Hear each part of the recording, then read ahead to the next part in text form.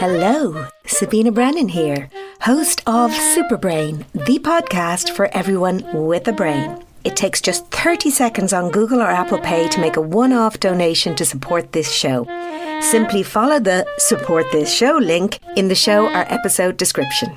Cheers.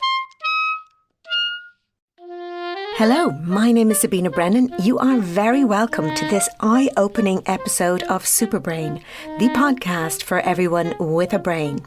I've always been fascinated by how our brains work and how they shape the choices we make and the actions that we take. In this episode, myself and fellow neuroscientist Pragya Agarwal use brain science to unpick unconscious bias.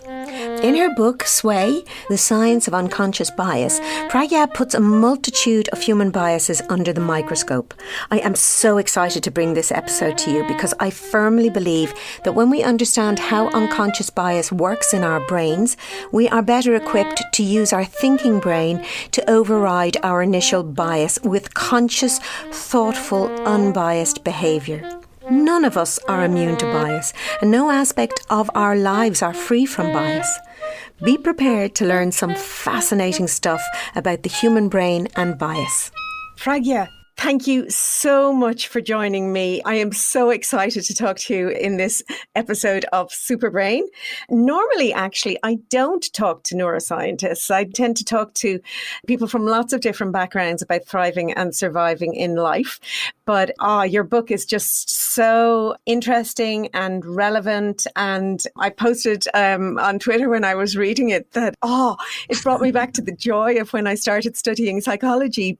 It's called Sway, and it is about unconscious bias, which, sounds like such a technical term. And a lot of people are getting to know this term in, current context, which is good. But essentially, it really is just about being human and how we operate. And I think what's great about your book is that if we understand our biases, then we have some hope of not acting on those biases, particularly where those biases can cause negative consequences for people. Before we start talking about those things, I'd love to learn a little bit about you and, what brought you to neuroscience and data science. And one thing I read in your book, I always like to read the acknowledgements when someone writes a book, because I think it gives you great insight into that process of writing a book, because, maybe it's one person's name on the end of it, but it can't be done without lots of other people. And I'm not just talking about publishers, I'm talking about long-suffering husbands and children and all sorts. But one line actually jumped out at me. And that was from your parents. You thanked them because you said, "You taught me generosity and compassion and to never judge a book by its cover." Is that one of the reasons you've been drawn into this field of unconscious bias? Because essentially that's kind of about judging books by their cover. Oh gosh, thank you so much for having me here, Sabina. It's wonderful, and thank you for reading my book. And yes, I love reading acknowledgements as well. I always gravitate towards them. There's such a wonderful insight into the author and the book and the support cast, as you would say. Yeah, I owe a lot to my parents, I think. And I think they were really the first ones, especially my mother, who still embodies that spirit of generosity towards other people and for giving them a chance, for taking risks, for giving people the benefit of doubt. And when I was growing up, I think I was really strong-minded. I was completely polar opposite to my mother. I made very quick decisions and judgments about people. And I always thought that reflected in some way her weakness of spirit, because she didn't make very strong decisions. So in my kind of stubborn teenage phase, that's what I thought. But as I've grown older, I've realized how much strength there is in that. And that is something that I think has been a huge learning thing for me as I've grown older as well myself and become a mother. But yes, I think unconscious bias is something that is truly about understanding how we behave and why we behave and how we judge people and how we assess situations and how our own learning through life can also reflect in the way we judge people, and that we make decisions about other people and situations as well. And I think for me, the key message is that if we are learning this through our lives, then we can unlearn some of these negative biases and stereotypes as well. I think that's something, a very important message I wanted to bring across through the book as well. Yeah, and I think it does come across. And that kind of brings me nicely to something that you talk about sort of early on in the book, but also something that we talk about a lot in life, and that's instinct and gut instinct. And I was on a panel, probably 9 months ago, a year ago maybe, and I gave a talk, and then there was a panel discussion afterwards. And, the audience interacted and asked various questions. And one of the other people on the panel was kind of one of those, how would you put it, like a life coach, no neuroscience or psychology background or anything like that, just somebody who focused on positivity and telling people how to be positive about life, which is good. You don't necessarily have to have a qualification for that.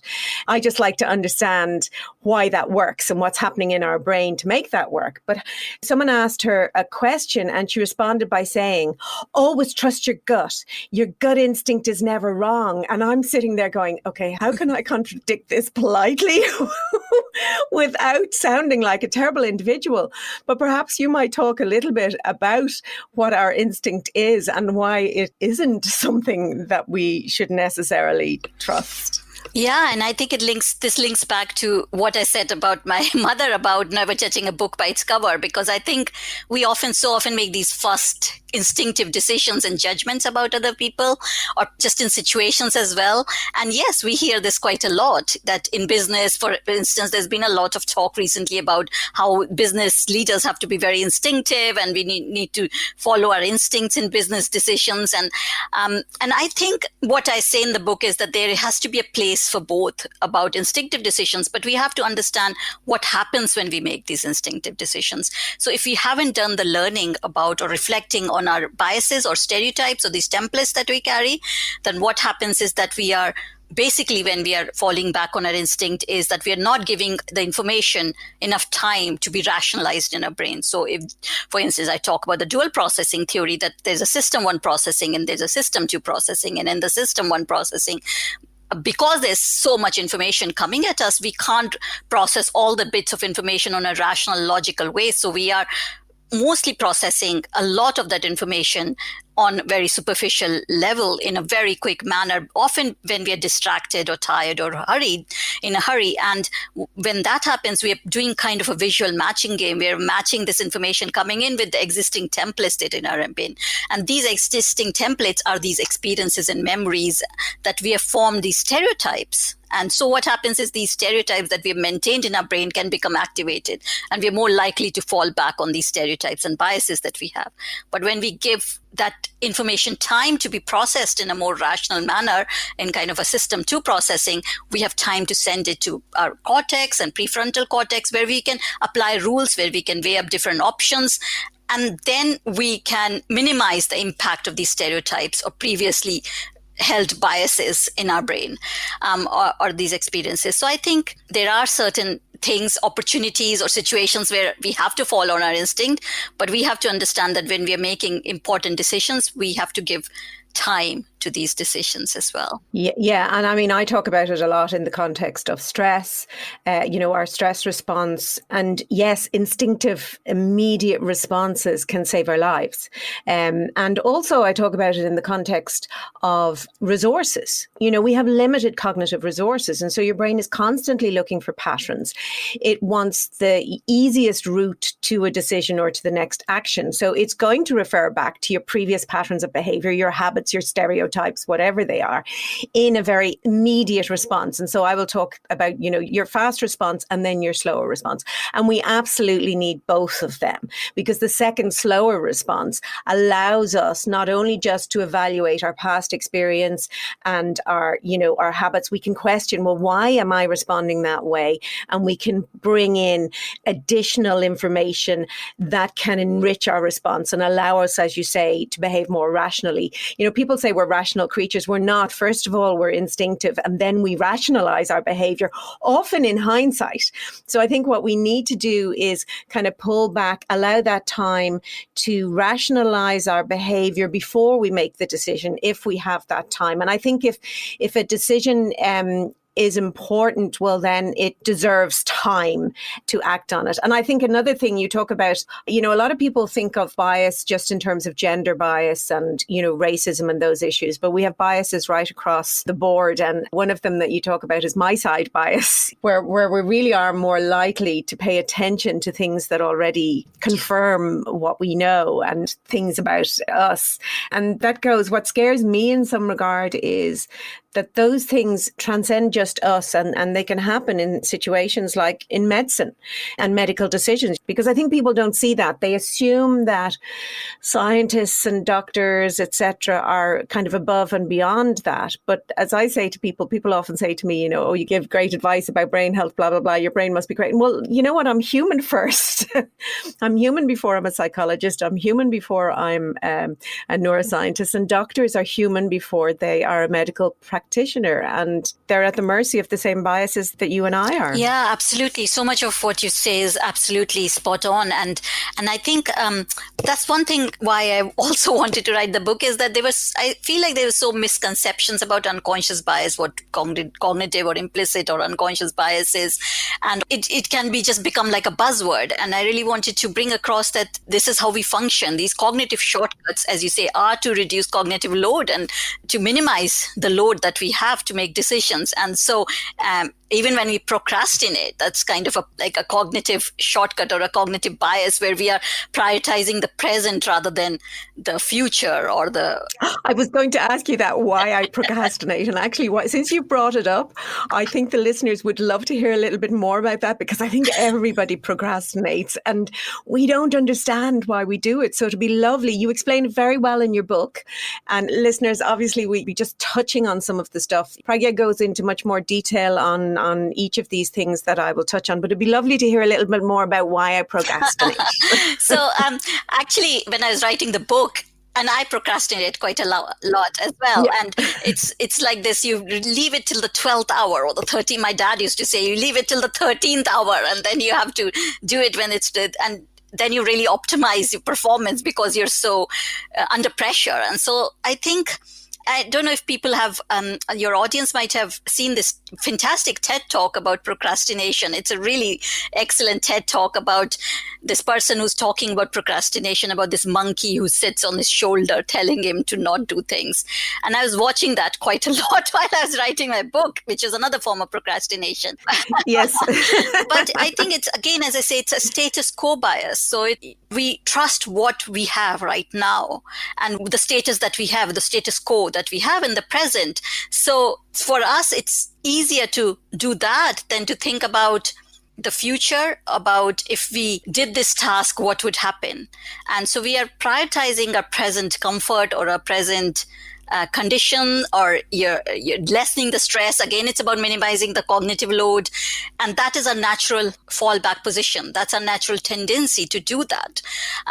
And it takes effort, it takes active engagement to be able to counter that. And I think that's why it's so difficult to overcome that sometimes for people. Yeah, it is. But I think it's kind of good to know that most people experience it. Sometimes I maybe try to rationalize it as well, that when you touched on it there, that when I then have to do it at the 11th hour or the 13th hour, that somehow all these resources come together. Now, I don't think that there's any particular theory behind that, but I do think it could be related to the fact that, if you have a challenge, something that you have to deal with, if you give that information to your brain and then you carry on doing those procrastinating things like watching another episode of a Netflix series, or even sometimes doing tasks that aren't essential, like cleaning the house rather than writing another chapter of the book, which I sometimes did. I think in some ways as well, there can be some benefits in that actually what you're doing is just the information is in there and it's marinating in your brain, and, there is work happening while you're procrastinating. I mean, I think the trick is, though, that you actually ultimately have to show up and do the task. And I think that's very true for writing, especially. I think I've realized, especially when we were under lockdown and there is so much pressure, and I had another book deadline, and there was very few hours that I could really work because of the stress and the anxiety, but also the childcare and other pressures of being there. But I knew that all this time when you're not writing, you're still kind of mulling it over. You're still dealing with that information in some way. And sometimes you need that time to make those connections. And those connections come together in between disparate concepts that you might not even have realized if you're rushing through things. So and I had the exact same experience because my next book, my deadline was the 14th of April, which was, and I had a pretty short deadline too. The book was commissioned very kind of close to that. And there was periods at the start where I just couldn't write. There was nothing. And like that, I had to kind of do that and trust. And so what I did as well, probably similar to you, I kind of sketched out the science across chapters and the things that I wanted to say. So I got on with less challenging tasks that still allowed me to make progress and put information into my brain. And then as I got more used to lockdown and we not that normality occurred, but we adapted to the situation. Then I was able to come back and actually fill it out and write, like a writer. But I think if I had stopped completely, I wouldn't have been able to do it. You still have to put information in as well. So we talk a great deal about stereotypes and we tend to see them, in the negative. But what's really interesting in your book, you talk at length about positive stereotypes. And by that, I suppose you mean things like maybe, when people say Asians are good at maths or, something like that. And what's rather interesting is you talk about how detrimental those positive stereotypes can be.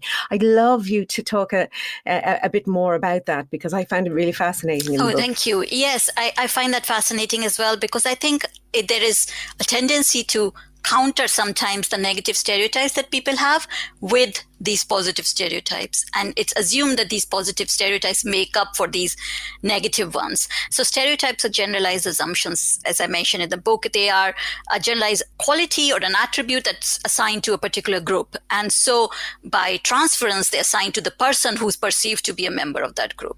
So in terms of a benevolent stereotype or a positive stereotype could be what is called a women are wonderful effect, for instance.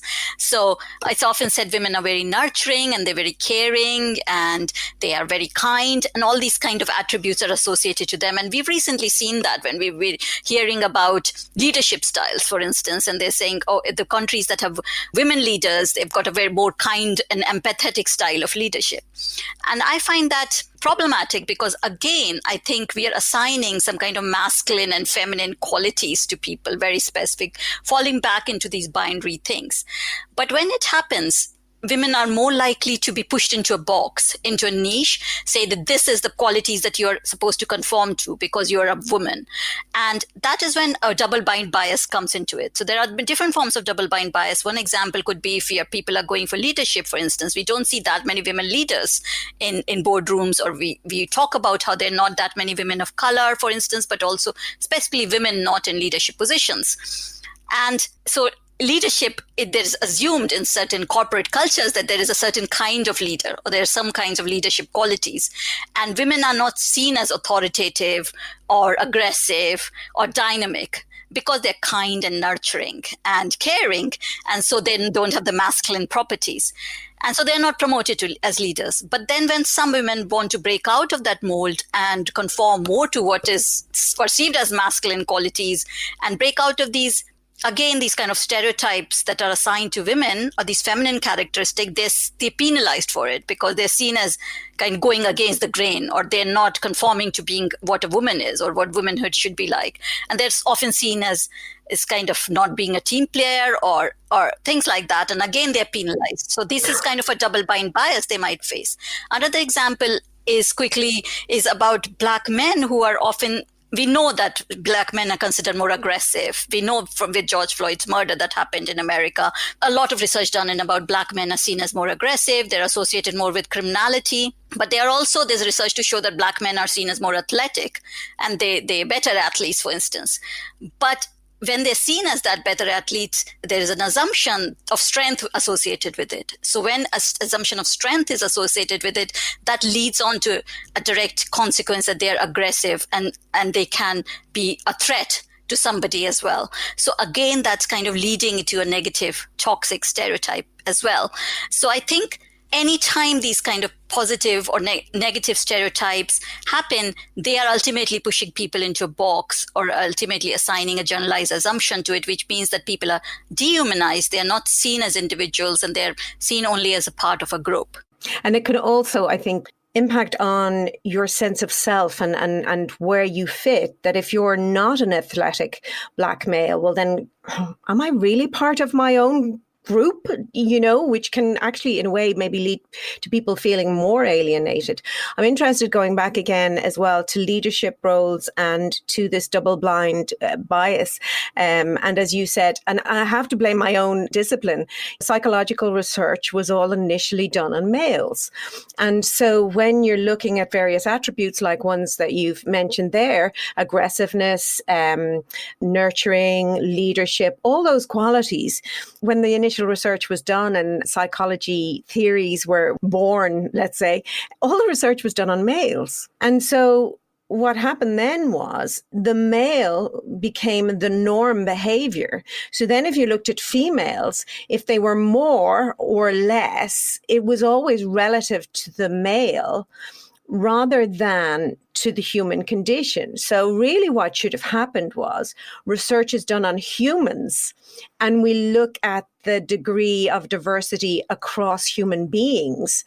And then we see maybe what is average and who fall into various tails. And what you will find, going back to that example of, I think you have an example in the book of, around being good at maths, or that you were a girl and you weren't good at maths, or kind of something like that. And basically, there's kind of a confusion, I think, with people that when research shows something to the effect of men are better at spatial navigation, i.e. men can park cars better than women, it implies that women can't park cars. But that's a misunderstanding of the statistical nature of something like that. If you look at any difference between males and females when it comes to intellect or cognitive function, while some differences are there, the effect size is very small. So without getting too technical, what that means is that on average, men may be better than parking cars, but there will be men who are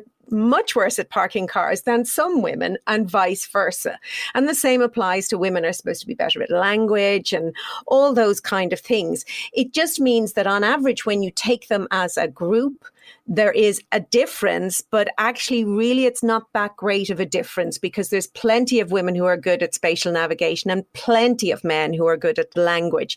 But these misconceptions arise because people talk about averages and then they actually become ingrained in people's, not only their stereotyping of other people, but almost their self-stereotyping.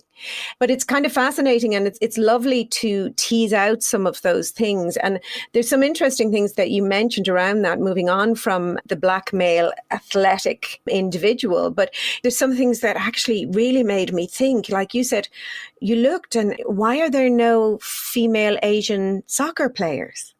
And part of that, I think as well, when it comes to things with women is, I mean, this applies across the board, but particularly with women, in that because there aren't many female leaders or role models where we can see there's no sample to show us that it is possible for a female to be like that.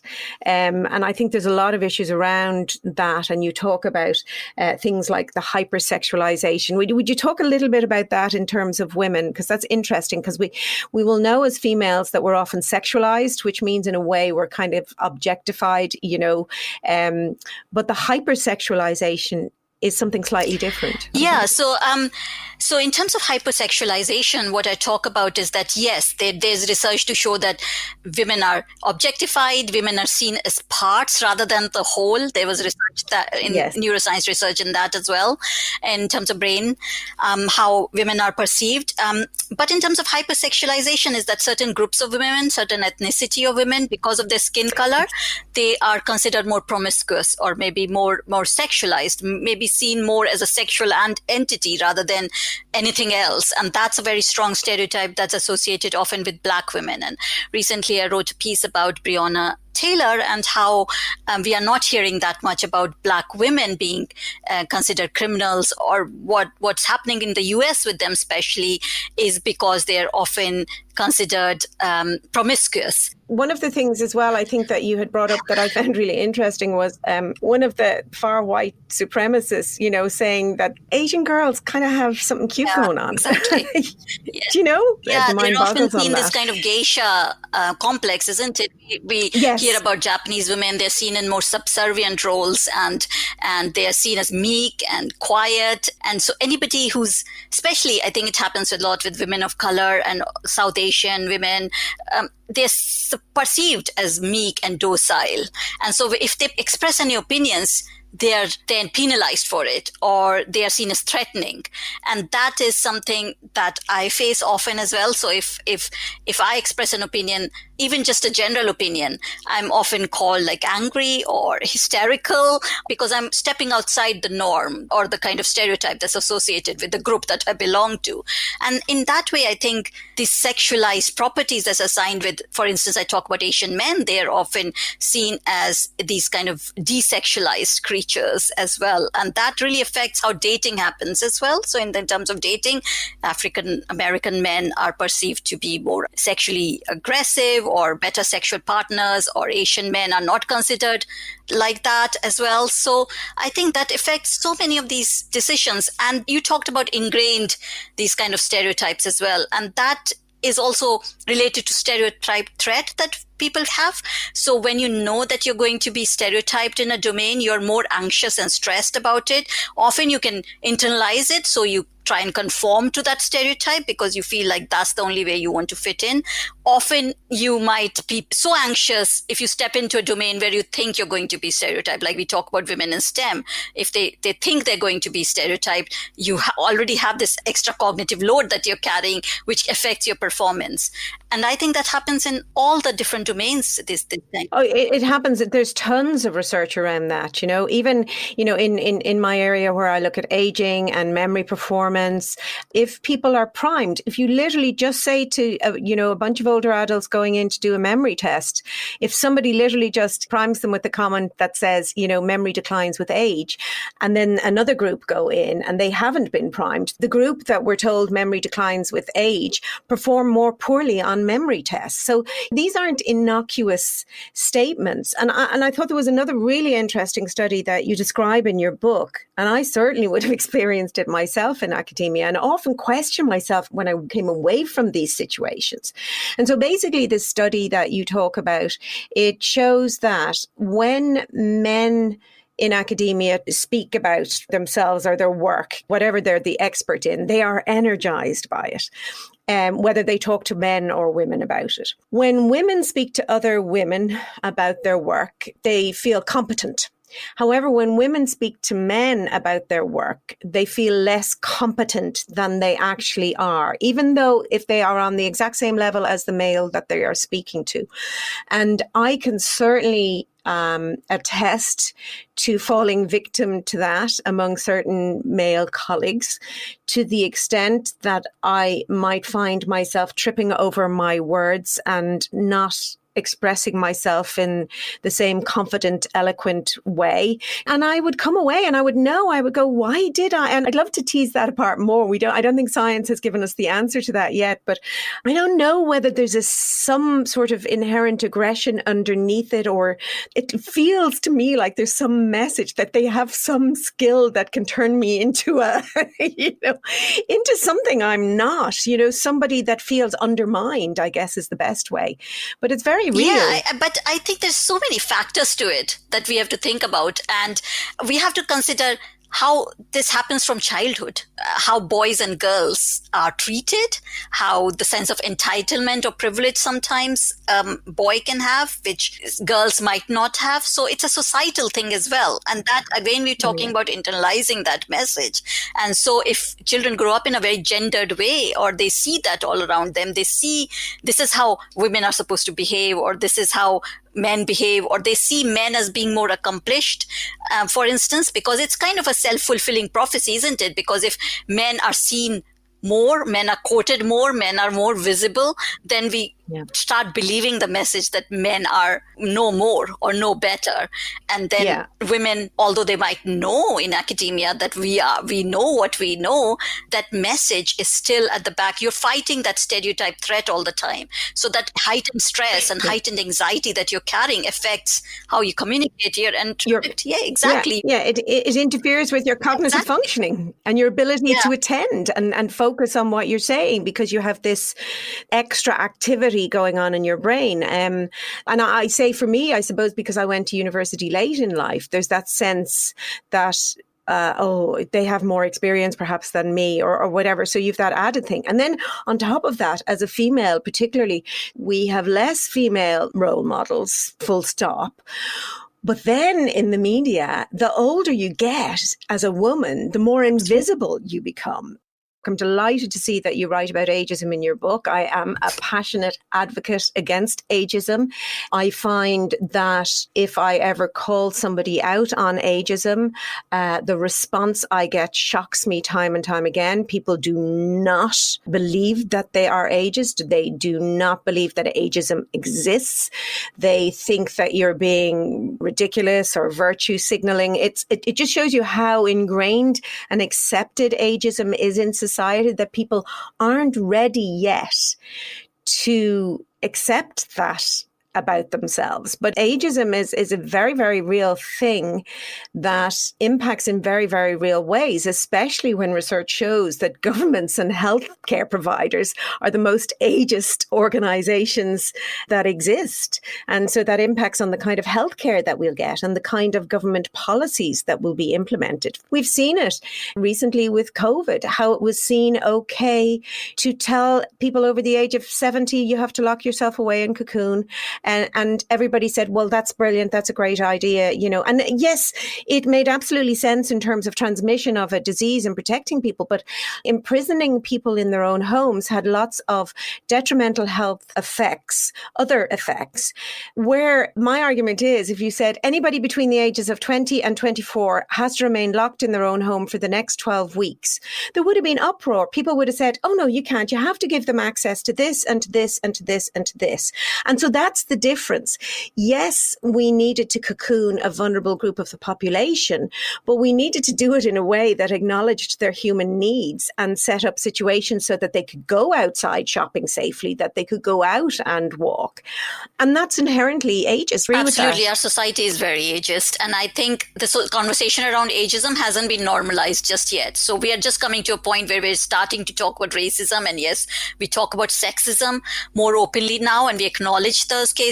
But ageism is kind of a hidden bias still, and that people don't want to talk about it or acknowledge it, much like looks or height or other kinds of biases that also exist, or accents. For these, we don't talk that much about it.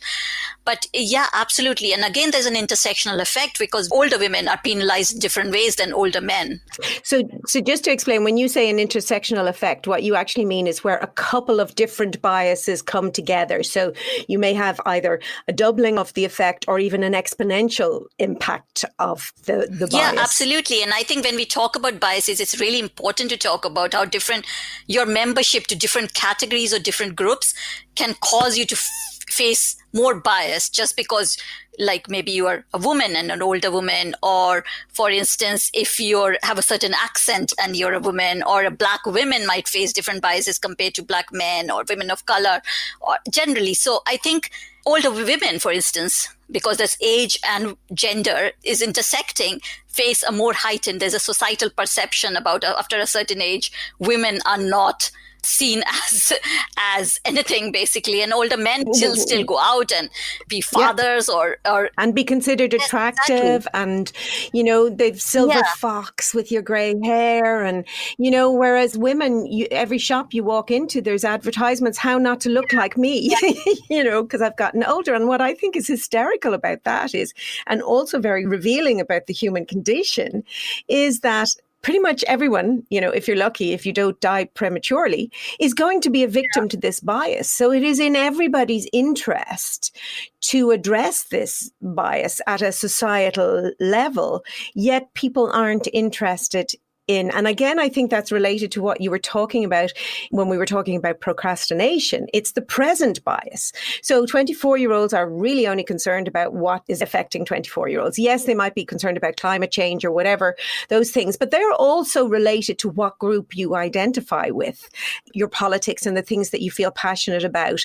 They're related to that. But when it comes to age, yes, there does seem to be this failure to, and it's from an othering of older people. It is about dehumanizing them and talking about them in the third party as if they're something completely different from the rest of us. It's kind of infantilizing older people as well, as because our society functions like this. This is the media, that the messages that we get, the kind of representation we see, the kind of images we see, the language that's used around older people. They're seen as a burden.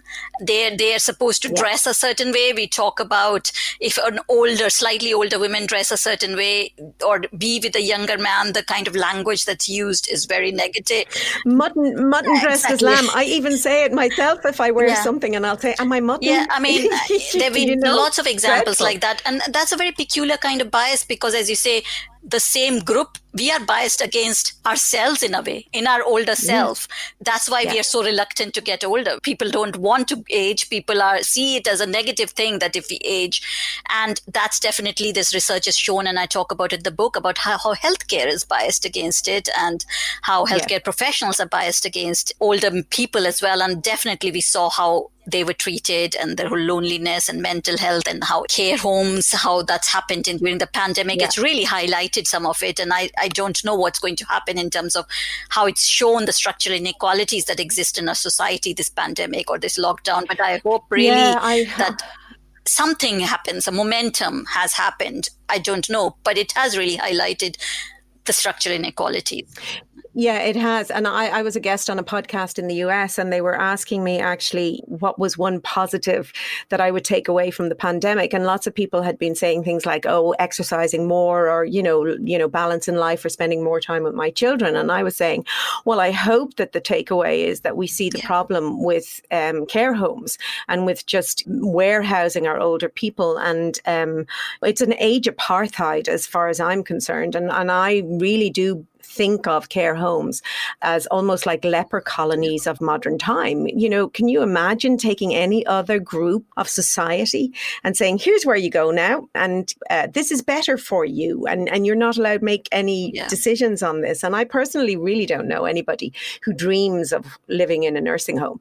So people are being forced to end their days in a way that they don't want. I want to move on before we run out of time, that you mentioned some really other interesting biases. So, and some of them are of personal interest to me too. And I thought it would be nice to talk about them. So you talk about height bias, and you specifically talk about Trump being guilty of height bias. Now, we see Trump being guilty of loads of things and lots of biases. But actually, this was the first time that I had heard of him being guilty of height bias. And I'm very interested because as a female who is barely kind of touches 5'2", I'm very conscious of height. Yeah, I mean, it is such a deeply ingrained bias in our society because height is seen as something that's associated with status and position. So the taller you are, you're seen as more authority for some reason. And I faced that growing up because I am height-wise challenged. But I never thought about it as kind of a challenge or a limitation. It's only when people said to me, if only she was taller, and I would wonder, why? What would I do if I was a little bit taller? You know, I mean, I can reach some of the cupboards there, which I have to climb out. Well, that's true. That's true. I can't reach some of the cupboards, but I also I would have a joke when I gain weight that it's just that I'm not tall enough for my weight, and I do it. I do envy women who are taller and can eat more. I mean, it just shows. But then you come here, and I think it's the kind of norm again with the society. I think in the European society, since I moved to the UK, there is a different kind of norm, I suppose, the average of what the height is. And recently I posted an image on Twitter, which I don't know where it came from, but it again kind of showed this average height of different women from different countries, but it also kind of and that was really fascinating because it had kind of exaggerated the proportions, and that was a very stark example of how data can be biased. Yes, but it was absolutely brilliant. And what I'll do is I'll share that image. I'll retweet your image from social media. But essentially, what it did was it showed the height of women, African, European, whatever. I think it actually even went countries. British women, American women, whatever. And then it had Asian women, I believe. But the scale there was a difference of about 5 or 6 inches in the scale. But the way it worked was, and I think I was smaller than all of them because I think 5'2" was kind of the smallest. But the Asian one, the scale was so small that it actually looked like a mini me as opposed to another adult human. And that was all about the scale. And that's true too. When you're taking in statistics and information, you got to look at how it's presented. And I think that's become even more relevant. And I'm still seeing this graph of President Trump waving the graph in a recent interview where, and it was a very basic block graph. And if I can recall correctly, he was talking about the number of deaths in proportion to the number of cases. And the interviewer was trying to say to him, yes, but really, it's the number of deaths in proportion to your population that counts. And he just keeps waving this graph and say, you can't do that. It's the number of deaths in proportion to the number of people we've tested. And you kind of go, no. I mean, that was surreal. I think that's when he said, America is doing better than the world. And I was thinking, what? You can't read. And so, yes, data doesn't lie, people say, but it does. And so I think that's again about interpretation and how it can be skewed and it can be misrepresented in the way to bias or sway your decisions and the information that's presented to you. And that's why I think knowledge is power. And I think that, the more that people can be empowered. I would rather see kids in early school being taught how to critically interpret information that they are bombarded with.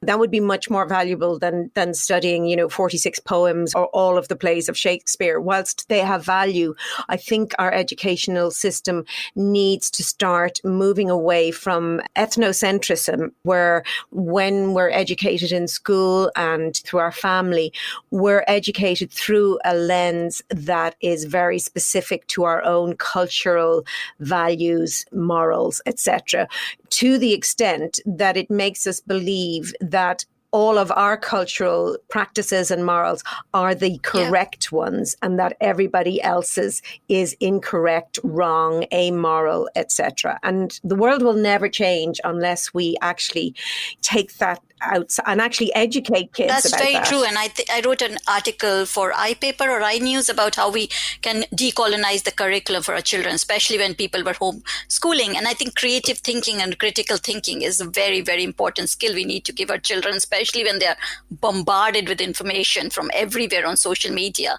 And this is how fake news spreads as well, because we don't validate that information. We don't critically think about it. We fall back into our echo chambers. We fall back into our confirmation biases of believing people who are part of a group and tribe. And that's why children need to really know that. And I think that's also really important to diversify their reading and diversify what they read and hear and talk about. And actually related to that, I have a book coming in October, which is called Wish We Knew What to Say, Talking with Children About Race, and from the ages of 2 to 12, because I think it's really important that these strong sense of racial identities are built in children, and the kind of strong sense of association with your own kind of groups and your strong identity. You still understand that your perspective is not the only perspective, that there are different diverse views and diverse experiences and diverse stories in the world. I think that's really important, a message to give to.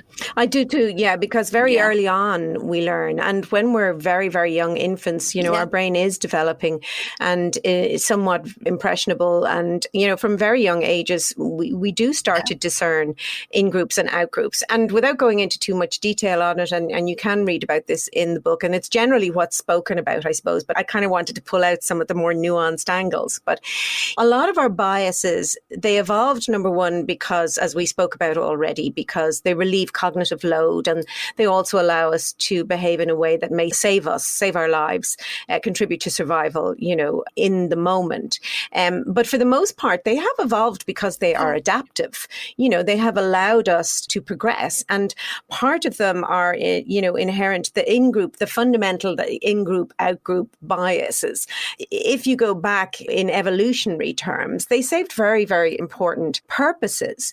It allowed us, on the basis of what we would call in psychology primitives, and I'm not talking about primitive races, which is derogatory in and of itself. I'm talking about primitives being that from a distance, you can determine whether somebody is tall or small or, wide or dark-skinned or white-skinned. So that's a primitive way of recognizing someone. And it serves a purpose. It's like a heuristic. It's like a shorthand. And that allows us as members of a tribe or an in-group to see somebody from a distance and determine whether they're friend or foe. And so that serves a purpose. But we do have that rational capacity now. We don't need that in the same way that we did in the past. And so we have the capacity to override that instinctive or learned bias. Some of them are, I suppose we could say some of them are instinctive, an awful lot of them are learned through culture, etc. But the point of the matter is we don't have to act on them. And it's okay to put your hand up. That's what I would like to say to people. It's really okay to put your hand up and say, I have inherent biases. I have this misconception about you, or I have a tendency towards having prejudicial or stereotypical thoughts about you. But thankfully, I can stop myself acting on those. And I think that's important because I read an article somebody wrote in quite a reputable newspaper to say this unconscious bias is a load of rubbish. People are just racist and they need to get their act together. But that's denying the human condition. We have unconscious bias and we have to work to overcome it. I really don't see the value of denying that. You mentioned the way that Trump that has been biased in terms of height is by only employing people who are over a certain height, which is incredibly interesting. And I hadn't heard of that before. He also has that intimidating, because he's so extra tall himself, he has that intimidating height. One thing that I'm interested in again is in terms of, I guess, the double blind bias. So we've had Biden announce his VP, and very exciting in terms that she's female and of her ethnic origins, very much a first in many respects. But what do you think is in store for her from the media? Oh gosh, yes. I mean, it is exciting in terms of, we were talking about role models and representation. From that perspective, I think it's huge to see a woman and an African Indian woman being there, out there, and talking openly about her parents being immigrants, because immigrants are seen such as a negative stereotype and category in the US, but also in the UK. But I talk in the book about petticoat politician, the section, and how media sexism perpetuates the sexism that exists in the society, but also it kind of reinforces it.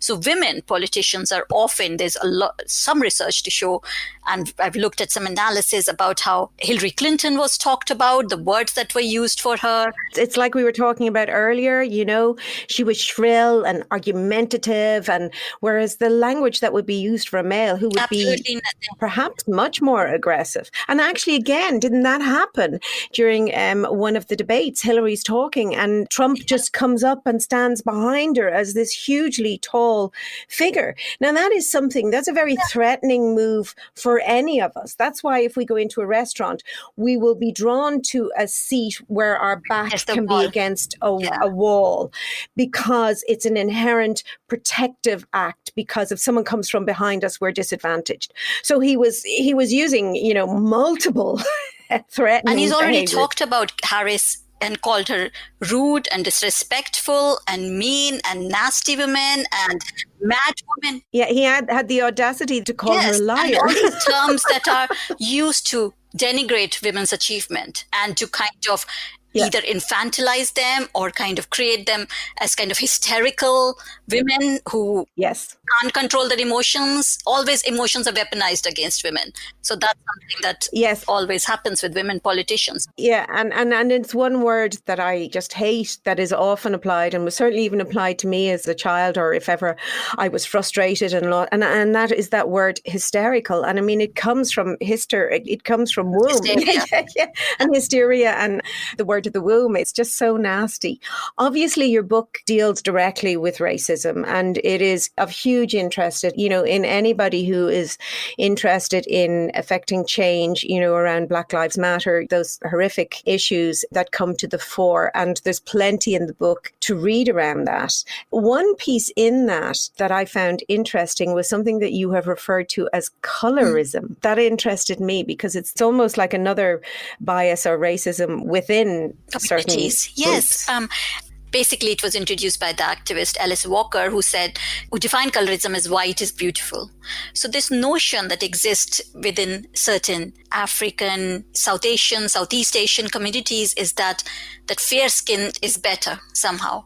There's this higher, superior kind of status associated with being fair-skinned. And it is associated with a long history of oppression. That's, again, internalized racism. Because when you face colonialism, and I talk about that in the book, about the history of that kind of led to people internalizing that to say that, yes, fair skin is beautiful, are more intelligent, for instance, or in some way, or they are more attractive in some ways. And I think that becomes really relevant or pertinent, especially when we're talking about Black Lives Matter, because I posted about that when it just happened, because I said it's not just a black and white issue, because we as South Asians, even we are minority ethnic community and we have faced racism in our lives as well. We have to think about how we have enabled blackness, anti-blackness in our communities as well by perpetuating or believing in colorism. So I know that black people, I have black colleagues who've gone to India with me for conferences and stuff, and the kind of reaction they've had because of their skin color is quite appalling, and there's a lot of nasty words that are associated with it. And it's not just the Indian communities, as I said, it's Chinese, Japanese, African communities, and the fairness screams, and the fairness industry is a huge global industry. And it's only recently that the biggest brand called Fair and Lovely changed its name to Glow and Lovely after the whole Black Lives Matter thing was happening. So what is Fair and Lovely? It's a cream that all the women, especially young girls growing up, were told to apply so that their skin will become fairer. It's a kind of a fairness cream, basically, and it's a huge global industry. I remember being horrified seeing a documentary, actually, about young Indian women having various bleaching treatments, even, anything to just lighten their skin. And I find that very terrifying, very sad. And it's challenging as well. I grew up in what was essentially a monoculture, because Ireland was very much just Irish people. Nobody wanted to come here.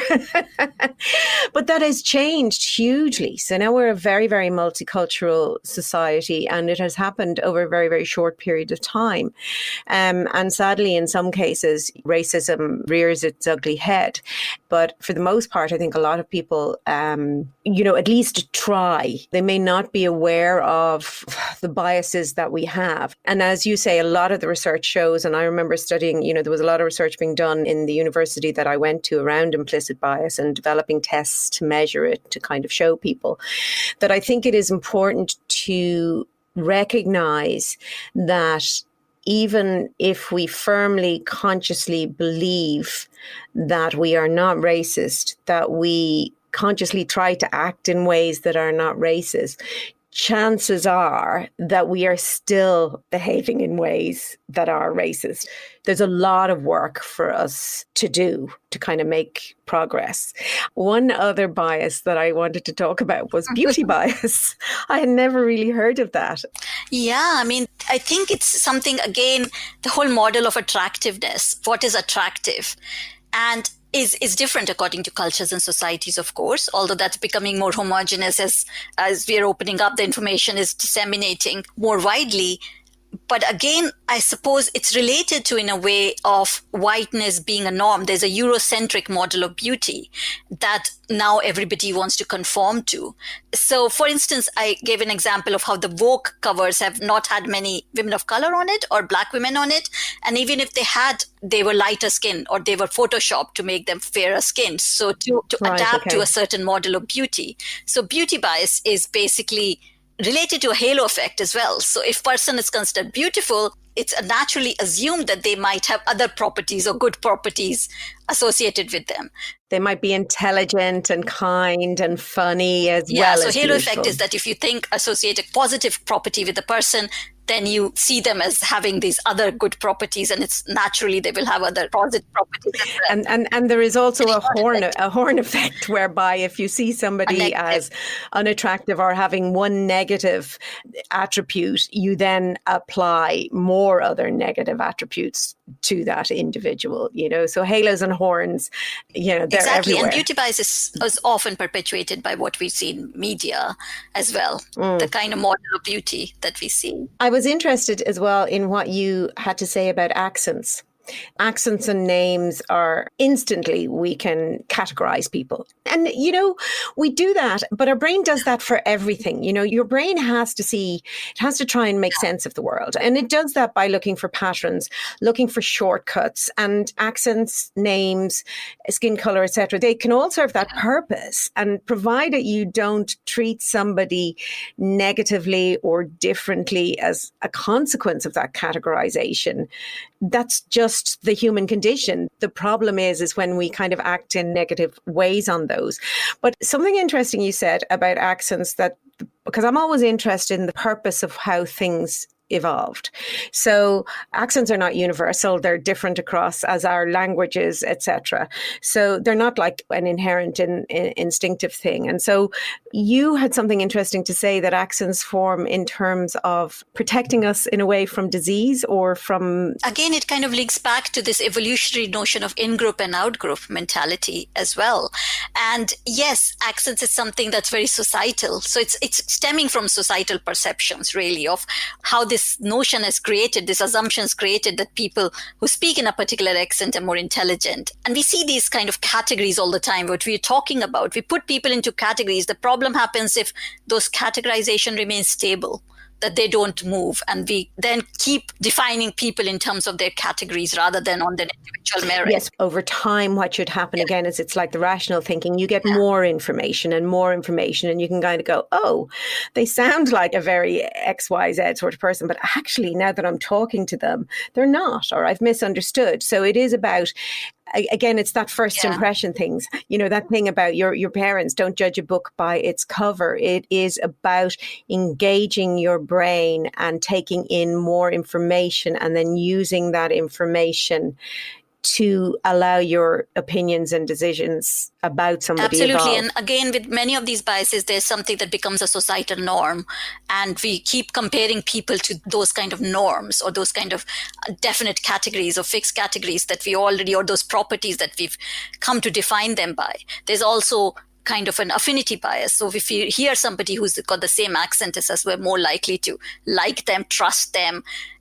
There's also a status bias. So if we assign somebody a status, we are more likely to trust them. And if we think that people of certain accents have higher status in society, then we are more likely to trust them. So there's a transference of these properties as well when these biases come into play. We are not just perceiving them purely on the basis of accent, but because that accents represent something in terms of societal perceptions. And this is kind of outside your field, but I'm kind of curious. I have a terrible habit that if someone were to stop me on the street and ask me for directions, and for example, if they had a very strong Scottish accent, I would respond with a bit of a Scottish lilt. Have you read anything about that? I mean, I have my own little theory about what that is. Actually, my daughter is very much like that. She used to say I'm an accent chameleon because I can just take on somebody's accent very, very quickly. And I think it's that whole thing about fitting in, trying to mimic to create affinity and to create association.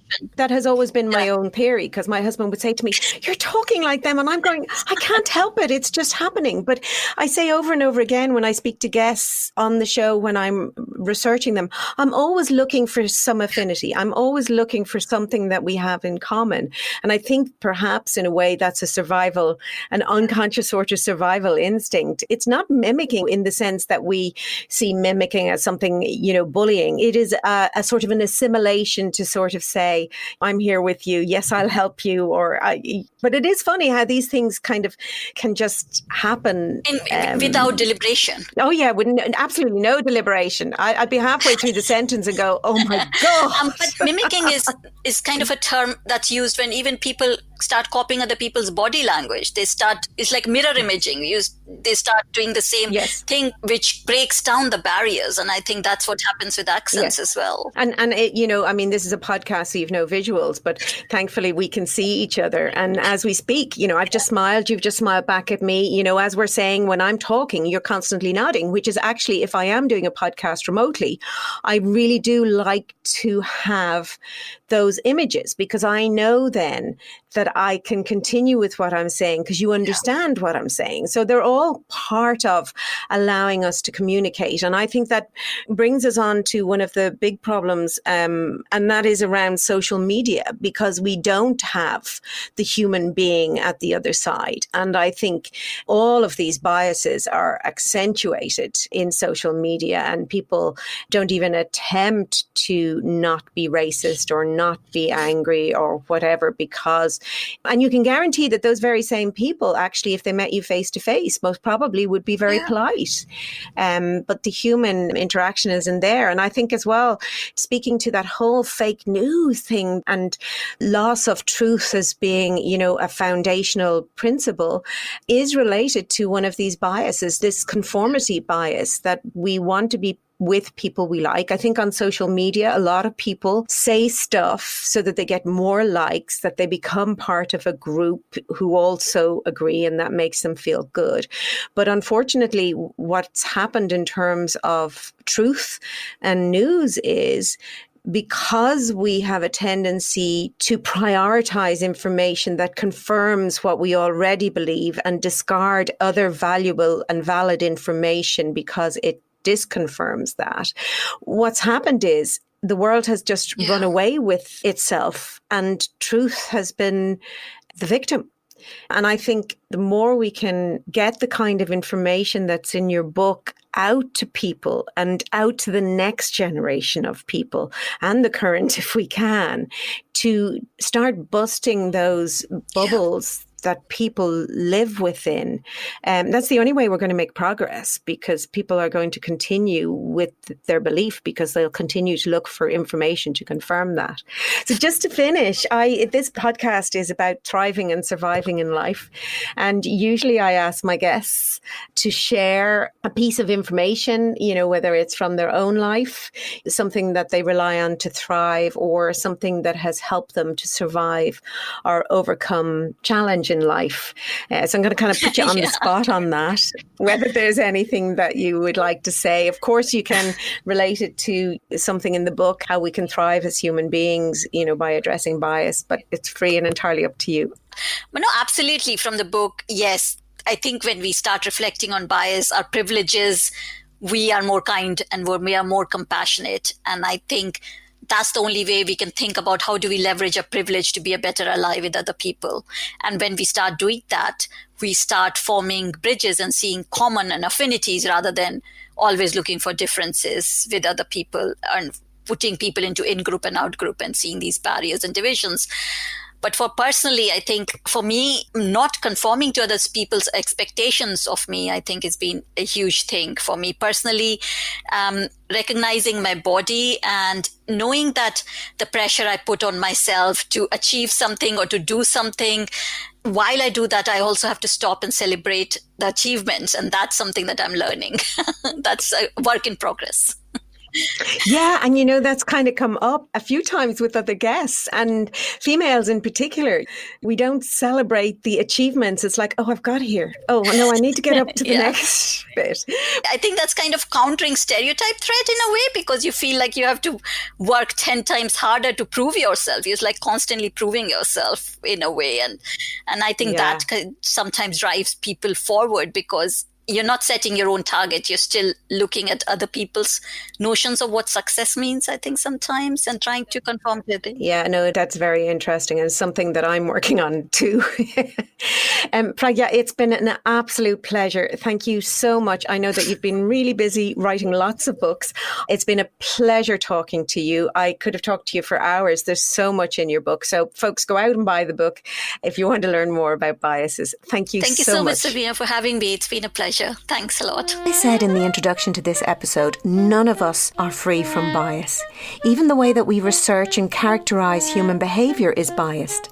Tune in on Thursday when I lift the lid on gender bias in psychological research. You'll find links to Pragya's book in the show notes for this episode. Thank you so much for listening to Superbrain, the podcast for everyone with a brain. My name is Sabina Brennan. You can read more about my work on superbrain.ie. You can also follow me on Twitter at Sabina_Brennan and Instagram at Superbrain Podcast and at Sabina Brennan. If you found this episode fascinating, please share it and subscribe on Acast, Apple, Spotify, or wherever you get your podcasts.